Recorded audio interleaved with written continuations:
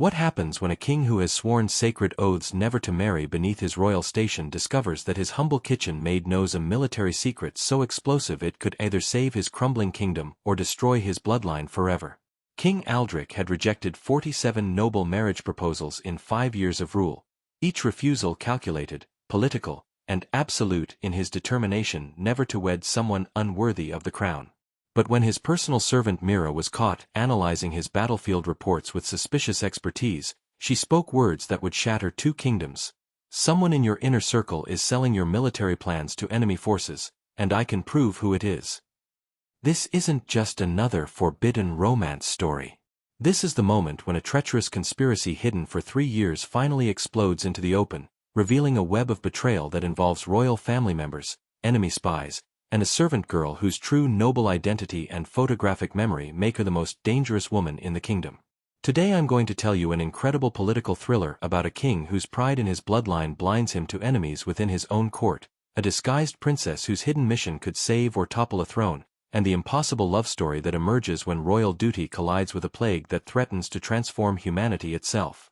But first, tell me in the comments, what city are you watching from today? I love seeing our global community grow. And if you're ready for a story that combines Bridgerton romance with House of Cards political intrigue and zombie apocalypse horror that will leave you absolutely breathless, smash that like button and hit subscribe with notifications on. Because what that servant knew about the king's treacherous brother and the plague spreading across neighboring kingdoms, it's going to change everything you think you know about royal marriages and the price of survival. Are you ready to discover why sometimes the crown chooses the heart? King Aldric Thornwick stood at the war room's massive oak table, his jaw clenched as he stared at reports of crushing defeats. Valenhall's military dominance, built over 3 generations, was crumbling. In 6 weeks, they had lost 5 major battles despite superior numbers. Impossible, he muttered, scanning battlefield maps marked with red crosses. We had them outnumbered 3-1 at Blackridge Pass. Lord Commander Garrett cleared his throat. Your Majesty, the enemy seems to know our every move. They're positioned perfectly to counter our strategies. At 28, Aldric was the youngest king in Valenhall's history, thrust onto the throne when plague claimed his father 3 years ago. His auburn hair caught candlelight as he searched for patterns that weren't there. Prince Marcus burst through the doors with casual arrogance. 2 years younger than Aldric, he possessed the same strong jaw and piercing eyes, but where the king carried himself with dignity, Marcus moved like a man who believed the world owed him everything. Still playing with toy soldiers while the kingdom burns? Marcus mocked, pouring wine without permission. I'm trying to understand how we've lost 5 battles in 6 weeks, Aldric replied coldly. Speaking of which, Marcus continued, Mother's asking when you'll produce an heir. You've rejected 47 marriage proposals in 5 years. It was true. Every potential bride had been weighed and found wanting. Too politically ambitious, too intellectually vacant, too obviously interested in the crown rather than the man wearing it. A soft knock interrupted them. Enter, Aldric called. Mira Ashton entered carrying a food tray. She was perhaps 24, with intelligent dark eyes and brown hair pulled back practically. She moved with quiet efficiency, the sort of servant who seemed invisible until needed. Your Majesty, you missed the evening meal again, she said softly. Aldric barely glanced at her as she set the tray down. Mira had been part of the castle staff for 2 years, discreet, competent, unremarkable. Thank you. That will be all. But Mira didn't leave. Instead, she paused beside the table, her dark eyes studying the scattered reports with unusual intensity. Forgive me, Your Majesty, but I couldn't help noticing the pattern in these battlefield reports. The War Council fell silent. Marcus raised an eyebrow, amused by a servant's audacity. Pattern? Aldric asked carefully. The timing. Each defeat came exactly 3 days after your strategic planning sessions. The enemy's countermoves aren't lucky guesses, they're responding to specific details discussed in this room. A chill ran down Aldric's spine. What are you suggesting? That someone in your inner circle is selling information to your enemies, Mira said simply.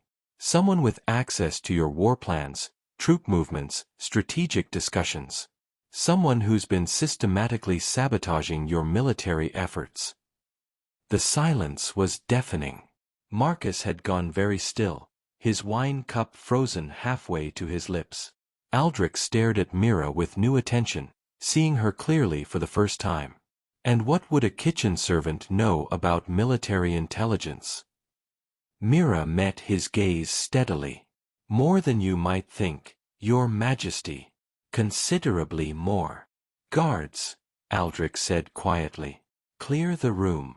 All except her. As the council filed out, Marcus lingered. Careful, brother. People might think you're developing unseemly interests in the help. After Marcus left, Aldric and Mira stood alone. Now, the king said, tell me what you know. All of it. Mira had waited 2 years for this moment. She stood facing a monarch who had no idea that the woman he saw as a mere servant held secrets that could reshape 3 kingdoms. What I'm about to tell you will sound impossible, she began steadily. But every word is true, and I can prove it. King Aldric leaned against the table, skeptical but attentive. I'm listening. My name is not Mira Ashton. I am Mirabel Lysander, youngest daughter of King Edmund of Astoria. I am the princess you were supposed to marry 3 years ago, the alliance cancelled when reports claimed I died in a plague outbreak. Aldric's face cycled through disbelief, shock, and recognition as he truly looked at her features. The sharp intelligence, aristocratic bone structure hidden beneath plain garb, the unconscious nobility in her bearing. That's impossible. Princess Mirabel died. There were official reports. Staged, Mira replied calmly. My father discovered someone planned to assassinate me before the wedding. Rather than risk diplomatic incident, he arranged my death and sent me here under false identity to investigate. Aldric began pacing as implications crashed over him. 2 years. You've been watching, listening. Learning the threat wasn't from Astoria's enemies, it was from within your own court. Someone with vested interest in keeping Valenhall isolated, weakened, vulnerable. Who? Your brother has been selling military intelligence to 3 enemy kingdoms. Prince Marcus has gambling debts exceeding the royal treasury's annual income. He funds his lifestyle by trading strategic plans to anyone willing to pay. The words hit like physical blows. His own brother, the person he trusted most, had been systematically betraying everything their family built. Prove it, he demanded hoarsely. Mira moved to a bookshelf, finding a leather-bound military history volume. When opened, the interior was hollowed out, containing papers covered in precise handwriting. I've documented everything. Dates, times, money changing hands. I followed him to meetings with enemy agents, copied correspondence, have records of payments to a gambling house that's actually a foreign intelligence front. Aldric took the papers with trembling hands as the betrayal scope became clear. Months of documentation, witness accounts, decoded messages. How long have you known? Suspected within 6 months. But I needed absolute proof before accusing a prince. And I needed to understand the full network. Marcus isn't working alone. Who else? Lord Commander Garrett accepts payments to delay deployments. 3 war council members are being blackmailed. And there's someone higher coordinating everything. Aldric felt the world tilting. The people he trusted most, how many worked for his enemies? Why betray everything our family built? Power. Marcus believes he should have inherited. He's weakening your rule to position himself as the alternative when nobles call for new leadership. And the marriage alliance would have brought Astoria's support and strengthened you immeasurably. Marcus arranged assassination attempts that would be blamed on my father's enemies, destroying alliance chances. Aldric sank into a chair, crushed by revelation. So you've watched my kingdom tear itself apart. And fallen in love with a king who doesn't know I exist, Mira said quietly. The admission hung between them. Aldric looked up, seeing for the first time the woman hiding in plain sight. You said you could prove everything. Tonight. Marcus meets his contact at midnight in the wine cellars. I can show you exactly how intelligence is passed, give you evidence for any court. And then you decide what matters more, pride in your bloodline or kingdom survival. I'm offering evidence of treason and an alliance that could save both nations. Aldric stood slowly, searching her face. You're asking me to trust you. I'm asking you to trust yourself. To trust what you've observed, even unconsciously. Sometimes the most valuable allies come from unexpected places. If I accept your evidence, expose the conspiracy, forge the alliance? Then you'll decide if you can marry a woman who deceived you about her identity for 2 years, Mira said with a sad, hopeful smile. Even if she did it to save your life. The king reached for her hand. Let's start with stopping the traitors. We can figure out the rest afterward. The ancient wine cellars beneath Thornwick Castle stretched into darkness like sleeping beast arteries. King Aldric and Mira moved through shadows, her leading with surveillance confidence, him following with growing dread. There, Mira whispered, pointing toward flickering light ahead. They meet at the intersection, 3 escape routes if discovered. They pressed against cold stone as voices became audible, 2 men conducting treasonous business. The king's reinforcing the eastern border within a fortnight, Prince Marcus was saying. Moving 3rd and 7th Cavalry through Millhaven Pass. Perfect opportunity for your employers to strike. Aldric felt sick. These movements were absolutely confidential, discussed only at highest military levels. Excellent, replied an unfamiliar voice with slight Drakmore accent. And the king's security arrangements?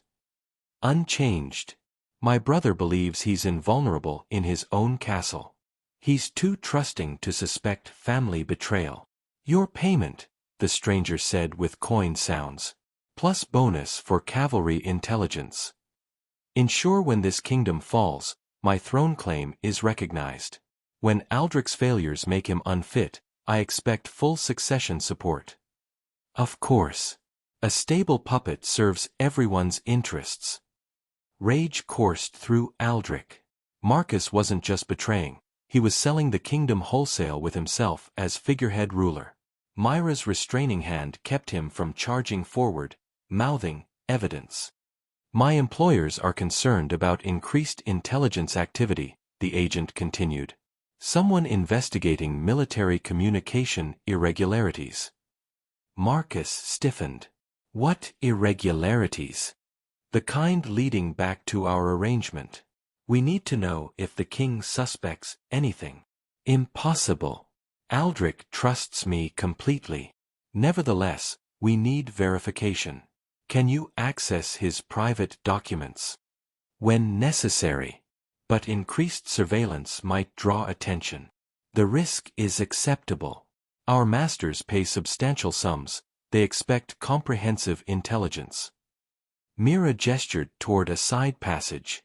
They circled behind, positioning for clear view while hidden. Marcus looked exactly like what he was, a man who'd sold honor so many times corruption became natural. His expensive foreign gold clothes mocked the crown he claimed to serve. I have something interesting, Marcus continued. My brother's been spending time with a castle servant, a kitchen maid who caught his attention during war planning. Aldric felt Mira go rigid. They were discussing her. Romantic entanglement? The agent asked professionally. Possibly. She might have valuable information. Either way, it's a potential security breach. We'll investigate. Her name. Mira Ashton. 2 years with castle staff. Quiet, competent, but recently asking unusual military questions for a servant. The agent made notes. We'll determine if she's a threat. Good. My brother's judgment becomes poor around attractive women.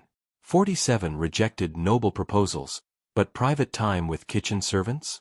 Exactly the weakness enemies can exploit. Footsteps echoed through cellars, multiple sets approaching from different directions. They were being surrounded. "Well, well," said a familiar voice behind them. "What do we have here?" Lord Commander Garrett stepped into view, sword drawn, his own treachery discovered. Behind him came war council members, trusted advisors working for enemies. "Your Majesty," Garrett mocked. "You've stumbled into conversations you weren't meant to hear." Marcus emerged from the alcove with false regret. "Oh, brother. Why couldn't you stay in your war room, pretending you knew how to rule? The same way you pretended loyalty while selling military secrets?" Aldric replied with crown authority despite being outnumbered. "Loyalty to what? A bleeding, losing kingdom? I'm saving what can be saved, Aldric. When this falls, and it will, I'll protect some of our people. By becoming a puppet ruler? By being practical." The foreign agent gestured to his men closing in. "This conversation is over. Both come with us, the king for interrogation and execution, the servant for questioning about her military interests." But Aldric noticed Myra's complete lack of fear. Instead of panic, she showed cool calculation of someone prepared for this scenario. "Gentlemen," she said calmly, "you've made a serious miscalculation."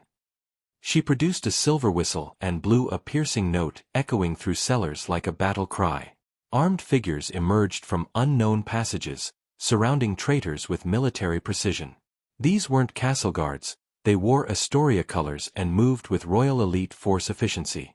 Princess Mirabel saluted the Asturian captain. "Your father sends regards and promises justice will be served."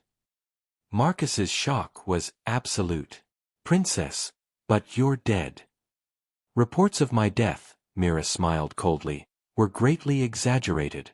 As were reports of my helplessness. Everything changed in 5 minutes. Traitors became prisoners, the foreign plot was exposed, and King Aldric discovered the servant he'd been falling for was a princess who'd orchestrated brilliant counterintelligence." "Now," Mira said, turning to face him with royal authority and warmth, "I believe we have a kingdom to save and a wedding to plan." The great hall had been transformed into an unprecedented court of justice.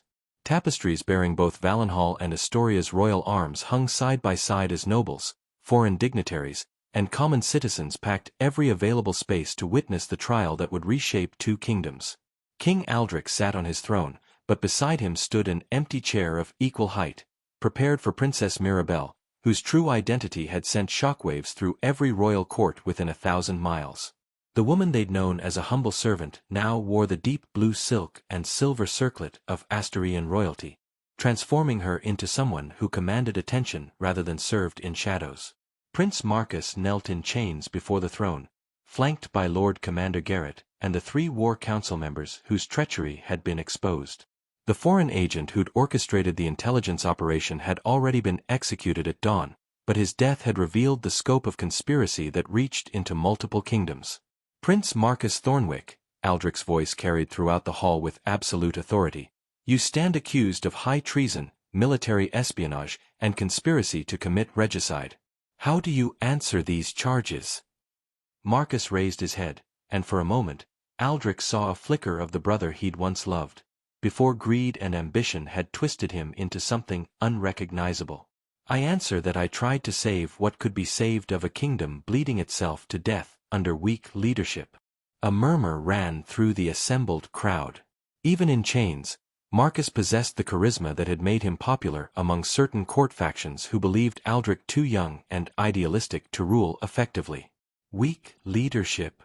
Princess Mirabel stepped forward, her voice carrying the musical accent that had captivated Aldric even when he thought her a servant. Or leadership that refused to compromise honor for expedience. Honor. Marcus laughed bitterly. What honor is there in watching a kingdom fall because its king is too proud to make necessary alliances? You rejected 47 marriage proposals, brother, 47 chances to strengthen our position through strategic unions. Because each of those proposals came with conditions that would have weakened the crown's authority or compromised our people's welfare, Aldric replied. I will not sell my kingdom's independence for temporary military support. And yet you'll marry a foreign princess who spent 2 years deceiving you about her identity, Marcus shot back. How is that different from political marriage? The question hung in the air like a challenge, and Aldric felt the weight of every eye in the hall upon him. This was the moment that would define not just Marcus's fate, but the future of both kingdoms. Because, Aldric said slowly, rising from his throne to stand beside Mirabel, she deceived me to save my life and my kingdom.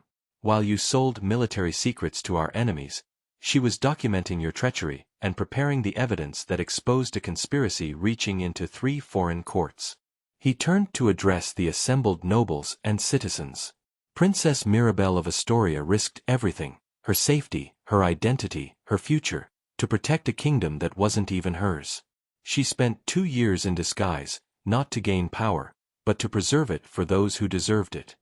Pretty words, Marcus snarled, but she's still a foreign agent who infiltrated your court. How do you know this isn't just a more sophisticated form of the same game? Mirabel stepped forward, her hand moving to rest on Aldric's arm with a gesture that spoke of genuine affection rather than political calculation. Because, she said quietly, I could have claimed my throne 2 years ago and demanded the marriage alliance from a position of royal authority. Instead, I chose to work as a servant, to prove myself worthy of trust rather than demanding it by right of birth. She addressed the crowd directly. I cleaned floors, served meals, and listened to conversations where I was treated as invisible, not to gather intelligence for my father, but to understand the man I was supposed to marry, to determine if he was worthy of the alliance our kingdoms needed. And what did you discover? Called out Lord Chancellor Williams, one of the few court officials whose loyalty had never been questioned.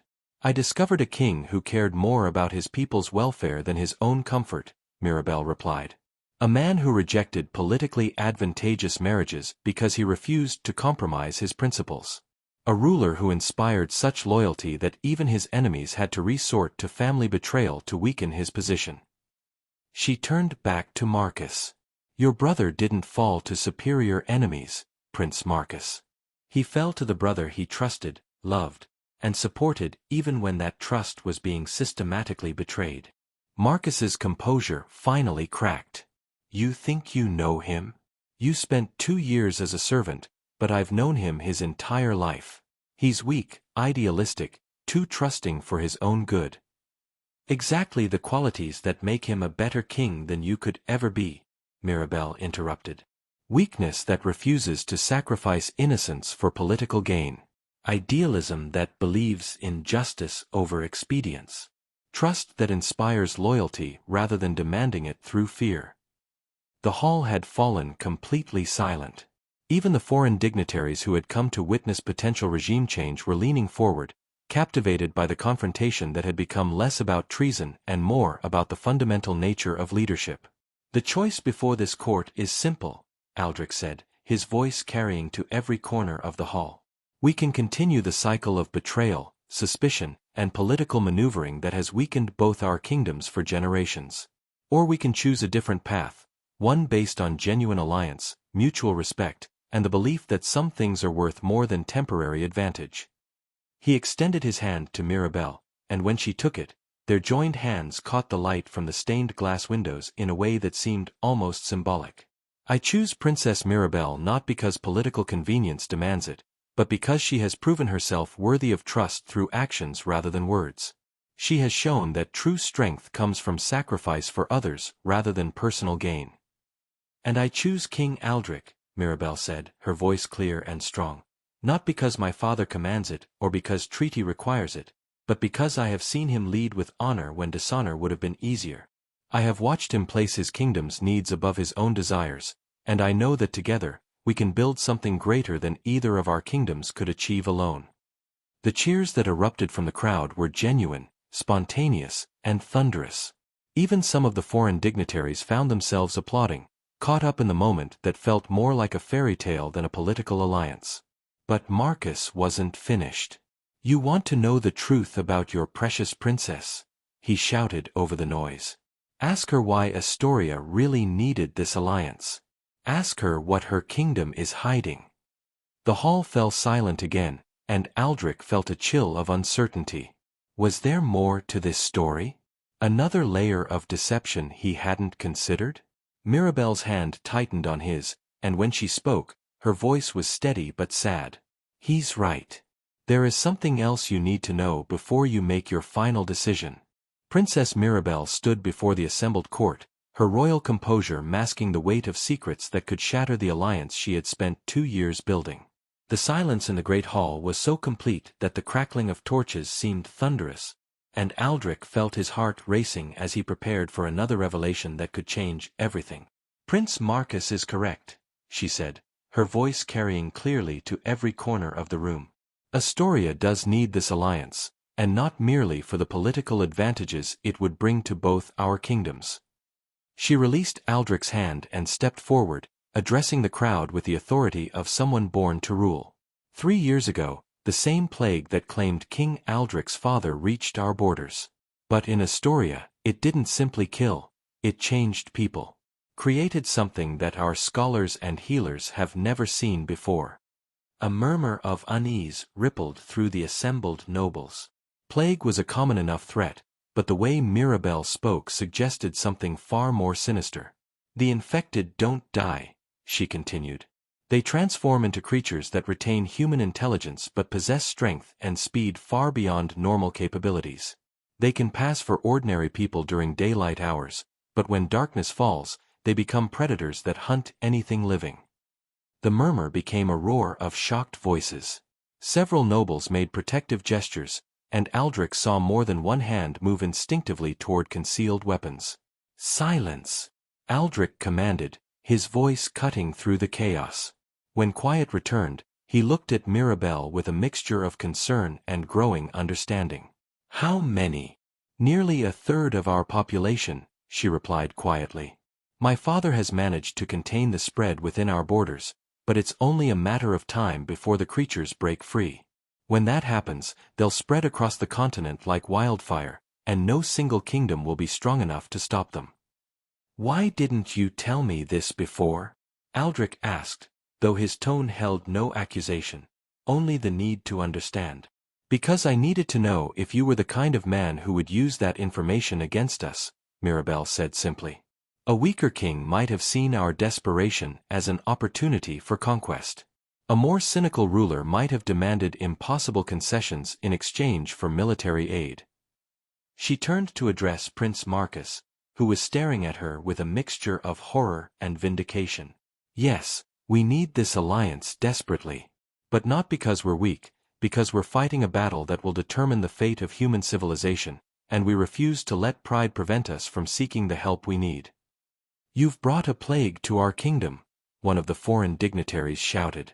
You've been here for 2 years, how do we know you haven't already infected our people? Because, Mirabel said calmly, the transformation requires direct blood contact with an infected individual, and I am not infected. My immunity is why my father chose me for this mission. I could travel safely among both infected and uninfected populations. Immunity. Aldric stepped closer, his mind racing through the implications. You're immune to this plague? Not just immune, capable of reversing the transformation in others, if treated within the first few days of infection. It's a rare gift that appears in perhaps 1 person in 10,000, and it's the reason my father believes we can eventually find a cure. The revelation transformed everything. Suddenly, Mirabel's presence in Valenhall wasn't just about political alliance, it was about survival of their species. How long do we have? Aldric asked. My father's containment efforts are failing. The creatures grow stronger and more organized with each passing month. We estimate perhaps 2 years before they break free of our borders and begin spreading across the continent. And you believe our combined military forces can stop them? I believe our combined resources, Valenhall's military strength and strategic position, Astoria's knowledge of the creatures and their weaknesses, give us the only realistic chance of finding a solution before it's too late. Prince Marcus struggled to his feet despite his chains, his face twisted with desperate fury. Don't you see what she's doing? She's making you complicit in her kingdom's destruction. When those creatures break free, they'll come here first because of your alliance. They'll come here anyway, Mirabel replied. The only question is whether we face them as allies with shared knowledge and resources, or as separate kingdoms that fall one by one to an enemy we don't understand. Aldric felt the weight of decision crushing down on him. Every person in the hall was looking to him for leadership, but this choice would echo through history regardless of what he decided. "Show me," he said finally. "Your Majesty." Lord Chancellor Williams looked confused. "Show me proof of these creatures. Show me evidence that this threat is real and not merely another elaborate deception." Mirabel nodded, as if she had been expecting this request. She gestured to one of the Asturian soldiers who had captured the traitors, and he stepped forward carrying a leather satchel. "We brought more than military support," she said as the soldier opened the satchel to reveal several glass vials containing what looked like blood samples. These contain blood from infected individuals at different stages of transformation. Your scholars and healers can examine them, verify the truth of what I'm telling you. She paused, then added quietly, "We also brought this." The soldier produced a second item from the satchel, a metal cage containing something that made several people in the hall gasp and step backward. It looked like a rat, but its size was wrong, its movements too quick and intelligent, and its eyes held a malevolent intelligence that seemed distinctly non-animal. "A scout," Mirabel explained. "Transformed creatures use these to explore new territories before mounting larger attacks. We captured this one attempting to cross our eastern border, the border that connects to your kingdom." The implications were clear. The threat wasn't theoretical or distant, it was already probing Valenhal's defenses. 2 years, Aldric said, his voice heavy with the burden of what he now understood.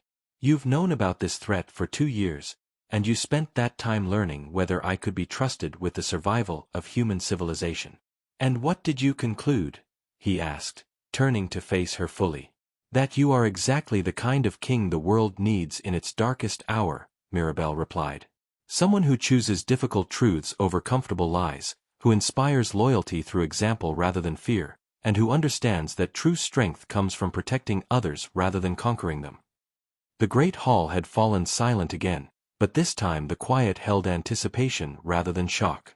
Everyone present understood that they were witnessing a moment that would reshape their world. "Then let's get married," Aldric said simply, "and let's save the world." The cheers that erupted were different from before, not just celebration of a political alliance, but recognition that they had just committed to something far greater and more dangerous than anyone had imagined. But in the midst of celebration, Prince Marcus's voice cut through the noise one final time. "You'll regret this decision, brother. When those creatures come for your people, when your precious honor gets thousands killed, remember that I tried to save what could be saved." Aldric looked down at his brother, the man who had betrayed everything they had built together, and felt something that might have been pity. "No, Marcus," he said quietly. "You tried to save yourself. There's a difference." 6 months after the revelations that shook 2 kingdoms, the morning of the royal wedding dawned gray and ominous, with storm clouds gathering on the horizon like a reflection of the challenges ahead. Thornwick Castle had been transformed into a fortress cathedral, its great hall decorated with both the silver and blue of Valenhal and the gold and crimson of Astoria, while outside its walls, armies from both kingdoms stood ready for a threat that grew closer each day. King Aldric stood before the ancient altar where his ancestors had been crowned for 3 centuries, but today the ceremony would unite not just 2 people, but 2 kingdoms facing an enemy unlike anything in recorded history. Beside him waited Archbishop Cornelius, whose blessing would make the alliance official in the eyes of both gods and men. The great doors opened to reveal Princess Mirabel in wedding attire that seemed to capture starlight in its silver threads. But beneath the silk and ceremony, both bride and groom wore armor, not from tradition, but from necessity. Intelligence reports suggested that enemy agents were planning to disrupt the wedding, and the transformed creatures of Astoria had begun testing their borders with increasing aggression. "Dearly beloved," Archbishop Cornelius began, his voice carrying throughout the hall, "we gather today not merely to witness the union of 2 souls, but to forge an alliance that may determine the fate of our civilization." As the ceremony proceeded, Aldric found himself marveling at the woman beside him. In 6 months, Mirabel had transformed from servant to princess to something entirely new, A war leader whose strategic mind complemented his own, a partner who challenged his decisions while supporting his goals, and somehow, despite everything, the woman he had genuinely fallen in love with. Do you, Aldric Thornwick, take this woman to be your lawfully wedded wife, to stand beside her in times of peace and war, in prosperity and hardship, for as long as you both shall live? I do, Aldric replied, his voice steady despite the weight of what those words now meant. This wasn't just a marriage, it was a declaration of war against forces that threatened to destroy everything they held dear. And do you, Mirabel Lysander, take this man to be your lawfully wedded husband, to stand beside him in times of peace and war, in prosperity and hardship, for as long as you both shall live? I do, Mirabel said, and in her voice, Aldric heard not just love, but the determination of someone who had already sacrificed everything for this moment. As they exchanged rings, simple bands of gold and silver intertwined, symbolizing their united kingdoms, a commotion arose from the back of the hall. Guards rushed toward the great doors as shouts echoed from the courtyard beyond. Your Majesties! Captain Reynolds burst into the hall, his armor bloodied and his face grim. We're under attack. The creatures have broken through our eastern defenses. The wedding guests erupted in panic, but Aldric and Mirabel remained calm, their hands clasped together as they faced their first crisis as husband and wife. How many? Mirabel asked with the clinical precision of someone who had been preparing for this moment for years. Dozens, possibly hundreds. They're moving faster than our scouts predicted, and they seem to be coordinated in a way we haven't seen before. Aldric turned to Archbishop Cornelius. Finish the ceremony. Now. Your Majesty, surely under these circumstances. Especially under these circumstances. Aldric interrupted. Our people need to see that we face this threat united. The Archbishop nodded and raised his voice to carry over the sounds of distant battle. By the power vested in me by the Crown and the Church, I now pronounce you husband and wife, King and Queen of the United Realms. May God bless your union and guide your reign. And may God help us all, Mirabel added quietly, then turned to address the assembled guests. My lords and ladies, the war we have prepared for has begun. Those who wish to flee to safer territories have our blessing and protection. Those who choose to stay and fight have our gratitude and our promise that we will not surrender while breath remains in our bodies. The response was immediate and overwhelming. Noble after noble stepped forward, declaring their intention to stand with the crown. Foreign dignitaries who had come for a wedding found themselves volunteering for a war that would test everything they believed about courage and sacrifice. But as the great hall emptied and transformed into a military command center, a familiar voice called out from the shadows near the altar. Congratulations, brother, Prince Marcus said, emerging from behind a tapestry where he had apparently been hidden. Though I fear you may find marriage less blissful than expected. Aldric spun around, his hand moving to his sword. Marcus should have been in prison, awaiting execution for his treachery. How did you escape? I didn't, Marcus replied with a smile that held no warmth. I was released. By friends who believe my particular skills might be useful in the coming conflict. What friends? Mirabel demanded, stepping protectively closer to Aldric. The kind who understand that desperate times require desperate measures, Marcus said. The kind who believe that to fight monsters, sometimes you need monsters on your side. As he spoke, his appearance began to change. His skin grew pale, and his eyes took on a luminous quality that Aldric recognized from Mirabel's descriptions of the transformed. But unlike the mindless creatures they had been fighting, Marcus retained his intelligence, his personality, his ability to speak and reason. You're infected, Mirabel breathed, her hand moving to a weapon concealed beneath her wedding dress. Voluntarily, Marcus corrected. Did you really think your people were the only ones experimenting with the plague? We've learned to control the transformation, to retain our humanity while gaining the strength needed to fight what's coming. You've made yourself into the very thing we're fighting against, Aldric said, disgust and pity warring in his voice. I've made myself into the weapon this kingdom needs, Marcus shot back. While you were playing at honor and romance, I was learning how to win a war that can't be won through conventional means. The sounds of battle were growing closer now, and through the great windows, they could see fires burning in the distance as the creatures pressed their attack against the castle's outer defenses. "Join me, brother," Marcus said, extending a hand that now ended in claws instead of fingernails. "Let me give you the power to actually protect your people instead of just inspiring them to die bravely." "Never," Aldric replied without hesitation. "Then you'll die as you lived," Marcus said sadly. "Too noble for your own good." He turned to leave, then paused. "Oh, and Mirabel? You might want to check on your father. The creatures didn't break through our defenses by accident, they had help from the inside. Someone who knew exactly how to neutralize Astoria's containment measures."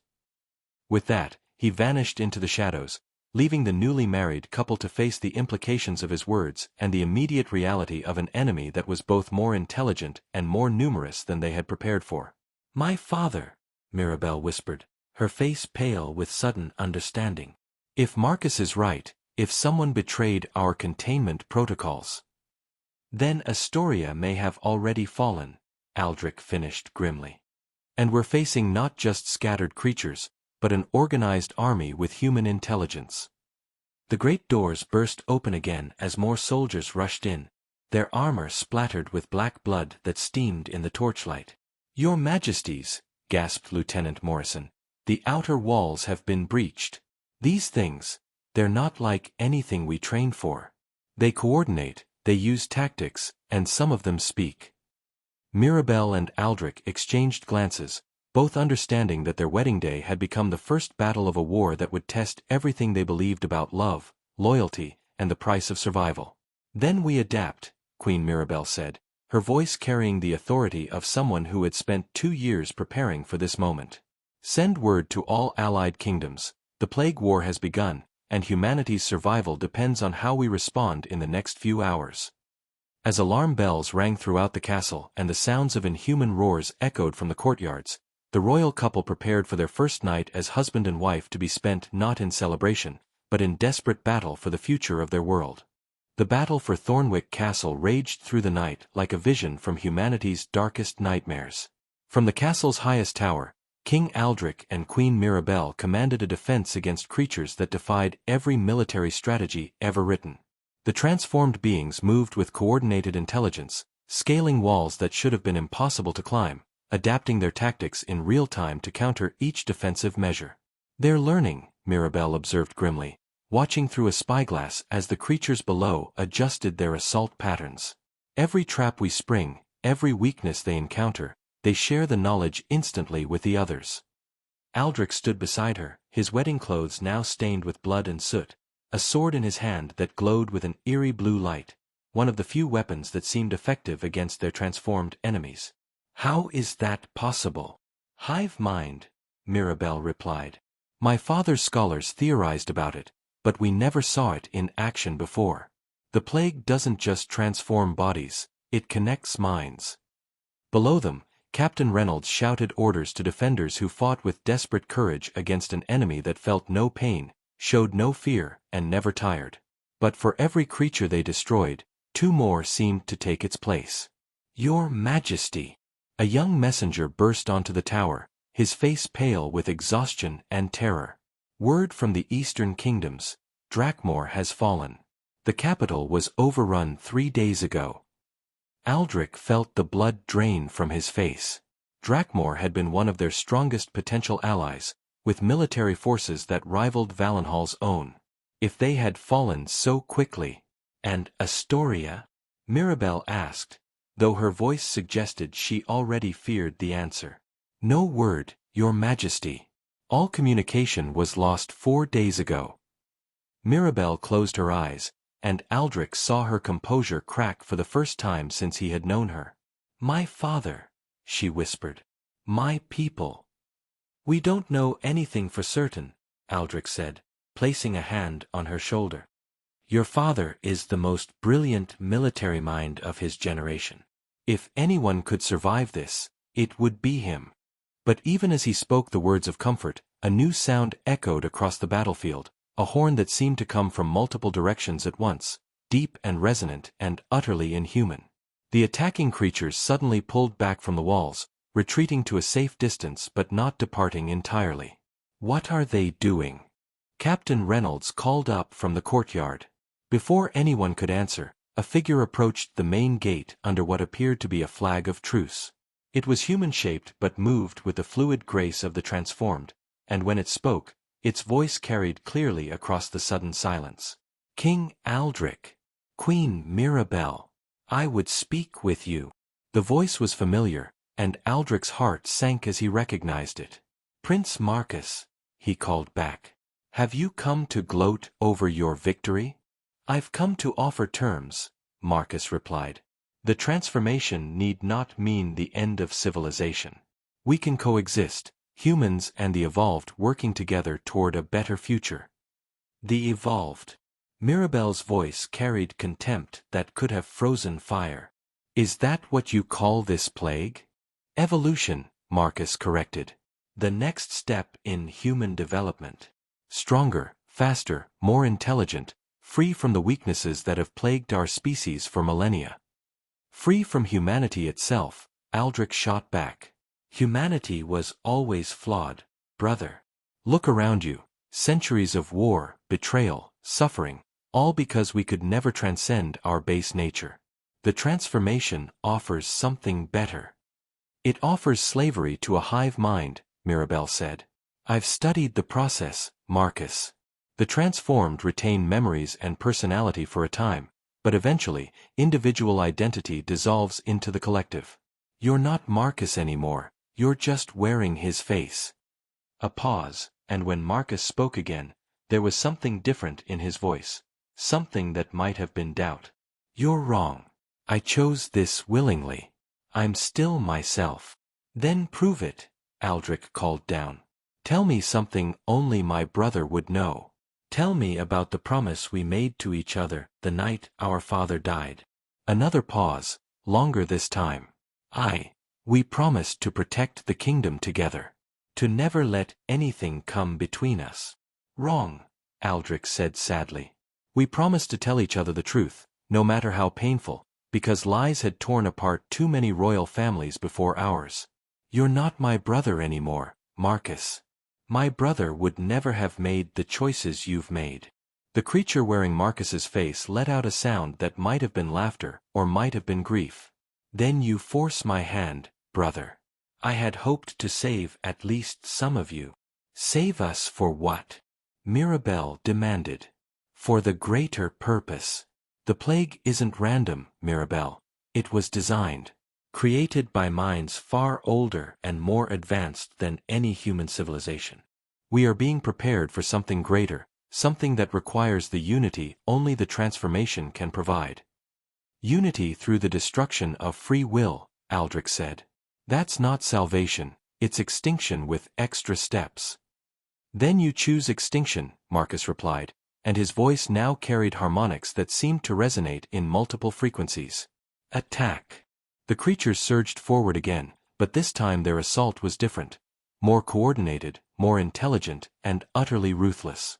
They had been testing the defenses during the first wave. Now they were implementing what they had learned. "Fall back to the inner keep," Aldric commanded as sections of the outer wall crumbled under assault that seemed to come from impossible angles. "Fighting retreat, save as many as you can." As they rushed down from the tower, Mirabel grabbed his arm. "Aldric, there's something I haven't told you. Something about my immunity to the plague." "What?" "It's not just immunity, it's potential for a cure. But activating it requires—" She hesitated, then forged ahead. "It requires willing sacrifice from someone who's been transformed. The process destroys both the transformed individual and the immune person, but it creates an anti-plague field that can reverse the transformation in everyone within a certain radius." Aldric stopped dead in the corridor as the implications hit him. "You're talking about suicide." "I'm talking about saving our people.